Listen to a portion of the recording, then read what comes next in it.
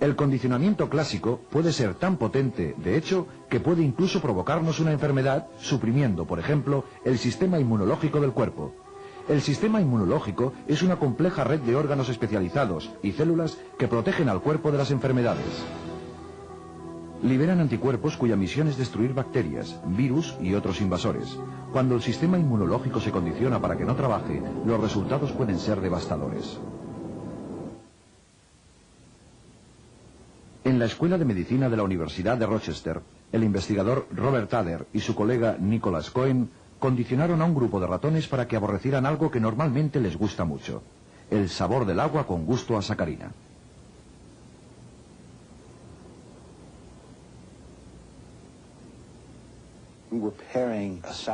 Estábamos aparejando una solución acuosa con sabor a sacarina con un agente que producía un dolor de estómago temporal en los ratones. Esta era una droga llamada ciclofosfamida. Y tal como esperábamos, encontramos que cuanta más sacarina consumían, más fuerte era la aversión al sabor de la sacarina cuando estaba aparejada con esta droga que los enfermaba. Estuvimos un mes dando a estos animales repetidas dosis de sacarina en lugar de su agua habitual, y algunos de los animales murieron. Era un experimento en el que los animales no deberían haber muerto. No había ninguna razón para ello. Cuando en un experimento sucede algo no previsto, resulta molesto y buscas la razón de por qué ha sucedido. Descubrimos que la droga que utilizábamos para inducir esta aversión al sabor es una potente droga inmunosupresiva. Suprime la respuesta inmunológica. Al mismo tiempo que estábamos condicionando la respuesta conductual de rechazo de la sacarina, también estábamos condicionando los efectos de la droga, es decir, una respuesta inmunosupresiva. Cada vez que el animal recibía una dosis de sacarina sin ciclofosfamida, se producía una respuesta de aversión y además una supresión del sistema inmunológico.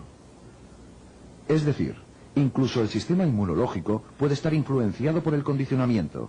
Podemos aprender a ponernos enfermos e incluso a morir. El condicionamiento clásico no es el único tipo de condicionamiento. Al mismo tiempo que Pavlov había mostrado la importancia de la relación de aprendizaje entre dos situaciones de estímulos, un psicólogo norteamericano, Edward Thorndike, a principios de siglo, fue el pionero en el estudio de otro tipo de aprendizaje. Thorndike estaba interesado en cómo los individuos aprendían a solucionar los complejos puzzles que inventaba el mundo. ¿Cómo nosotros y otros animales aprendemos los hábitos y las nuevas habilidades que nos permiten encontrar nuestro camino a través de los laberintos de la vida?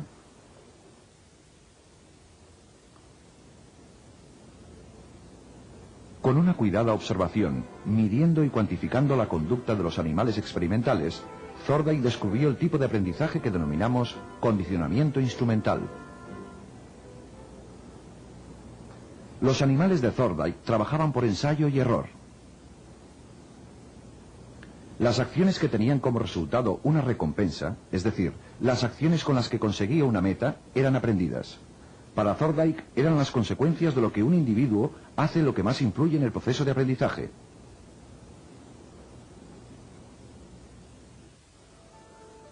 La ley del efecto de Thorndike postula que el aprendizaje está controlado por sus consecuencias.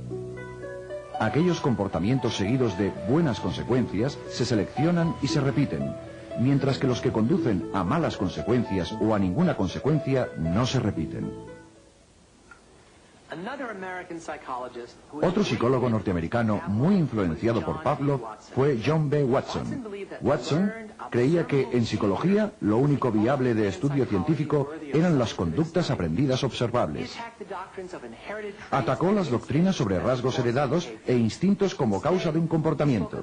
En su lugar, habló del poder ilimitado del condicionamiento y del control del entorno para modelar el comportamiento tanto de animales como de seres humanos. Para estudiar el poder del condicionamiento, Watson utilizó bebés como sujetos de estudio, tal como vemos en estas imágenes de 1920. Watson demostró que se podía aprender emociones fuertes en una situación por condicionamiento y después generalizarlas o transferirlas a otras situaciones similares sin tener que repetir el condicionamiento original. Watson y su ayudante, Rosalie Reiner, condicionaron a los bebés para asustarse con un ratón blanco que antes les había gustado. En este caso, trabajaron con un bebé de 8 meses, el pequeño Albert. Cada vez que aparecía el ratón, se hacía sonar un ruidoso gong que alarmaba al bebé. Poco después, la aparición del ratón solo era suficiente para asustar al bebé y hacerle llorar. Se estaba operando un condicionamiento clásico. Cuando el bebé se alejaba gateando del ratón hacia un sitio seguro, su comportamiento resultaba recompensado y de este modo su miedo se reducía. En ese momento se estaba operando un condicionamiento instrumental. Más adelante, cuando el bebé veía algún estímulo similar al ratón, un conejo, un perro, un abrigo de piel, una máscara, su miedo aprendido se había generalizado para cualquiera de ellos. Aquellos bebés que antes no tenían miedo de nada, ahora se atemorizaban fácilmente por una gran cantidad de cosas inofensivas. Este primer estudio de Watson fue controvertido debido a la utilización de bebés. Hoy en día, un experimento de este tipo no podría llevarse a cabo debido a las estrictas directrices éticas que gobiernan el tratamiento de todo tipo de sujetos de investigación, tanto humanos como animales. Algunos años después de estas demostraciones, un miembro del equipo de Watson, Mary Cover Jones, desarrolló técnicas para eliminar miedos ocasionados por condicionamientos naturales en adolescentes. Jones fue la primera terapeuta conductista. Pero estas técnicas llegaron demasiado tarde para algunos de los sujetos de Watson. El destino del pequeño Albert permanece en la incógnita. Otra figura esencial en el estudio del aprendizaje es el psicólogo de Harvard, B.F. Skinner.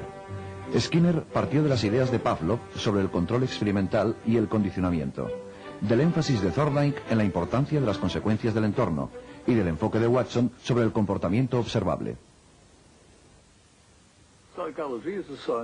La psicología es la ciencia del comportamiento humano, apoyada en la ciencia del comportamiento de otros seres. Sin embargo, el comportamiento humano se distingue debido a un cambio particular en su evolución que permitió el nacimiento de los lenguajes como una cultura especial.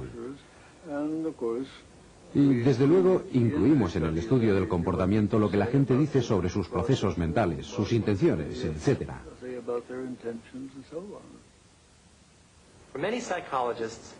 Para muchos psicólogos, el comportamiento se explica como un efecto de procesos internos, ya sean mentales o neurológicos. Entienden el comportamiento como la manifestación externa de lo que está ocurriendo en el interior. Sin embargo, Skinner no está de acuerdo. Sus investigaciones definen el comportamiento en términos de su relación con las variables del entorno que le preceden y que le siguen. Este postulado puede definirse como el ABC de la psicología: A de antecedente, B de behavior, comportamiento en inglés, y C de consecuencias. El comportamiento es algo que ocurre, en primer lugar, porque es parte del fundamento genético del individuo, o bien porque ha sido reforzado por otras vías. Cuando ocurre en estas situaciones y va seguido de una consecuencia, es más probable que ocurra de nuevo. Pero si además, en ese momento, está presente un estímulo, entonces ese estímulo es el que controla las probabilidades. El comportamiento ocurre en situaciones similares a aquellas en las que ha sido reforzado. En definitiva, los tres términos son muy importantes. Si queremos que un organismo haga algo, hemos de crear una vez más el tipo de situación en la que el comportamiento ha sido reforzado.